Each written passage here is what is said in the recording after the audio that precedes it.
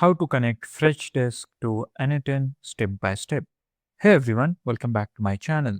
In this step-by-step tutorial, we are going to show you how to connect Freshdesk to n8n, the powerful workflow automation tool, so you can automatically create and update tickets, sync customer detail across apps. So let's get started. Before we start, if you haven't created any account in n8n, the link is in description. Just create an account. Now, first thing first, what you have to do is head over to your workflow. Right now, this is a blank workflow. First, we will add a step. Now, click on this add first step and choose triggered manually, or you can choose anything like schedule node or on app event on a schedule. I will choose a triggered event and then click on this plus icon, then search for fresh desk.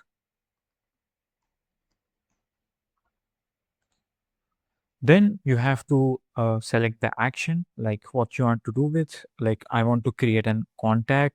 So if you want to create ticket, just choose that. Now select this. Now next we have to create new credential. Click on this create new credential. What we want API key and domain. So these are the required to connect it. Now, now what we are going to do is just go into our fresh work and sign up with our account and let's get API key. So after sign up with your account, you will prompt it to this dashboard. In the left side, you will find this section. Now, in the top right corner, you will get to see there is an option of your profile. Just simply click on it and then you will find this profile setting. Then click on the profile setting. You will be redirected to this. Now, click on this view API key. Click on this view API key. Now, uh, fill out the captcha. Let me fill out and verify this. Now, we got our API key. Copy this and get back to our n8n. This API key. Now, we have to enter domain. So, how you can find your domain? Go back to your fresh desk. Now, what you have to do is just copy this much.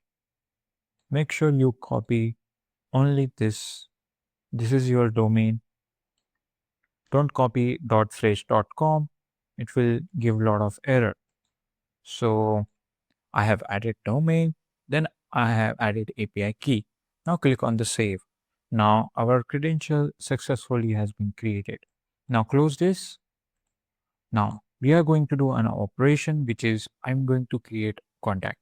So choose your resource, which is contact, then choose the operation, what you want to do with it. Like if you want to delete, get min or update, click on the create, I will choose. Now over here, you have to enter the name of the contact. So I will enter the rocket. Now over here, you have to enter the email address rocket1234@gmail.com. Now we have only name and emails. Now in order to add more details, you can click on this add fields or you can choose from here like you have address, company ID, custom field, description, job title. You can do a lot of things. Like job title is freelancer. Just I'm adding for to show you, and then add one more field which is mobile number. I will add some random number over here. Let's add one more field, which is uh, a description. Hello, how are you? Now, just simply click on this.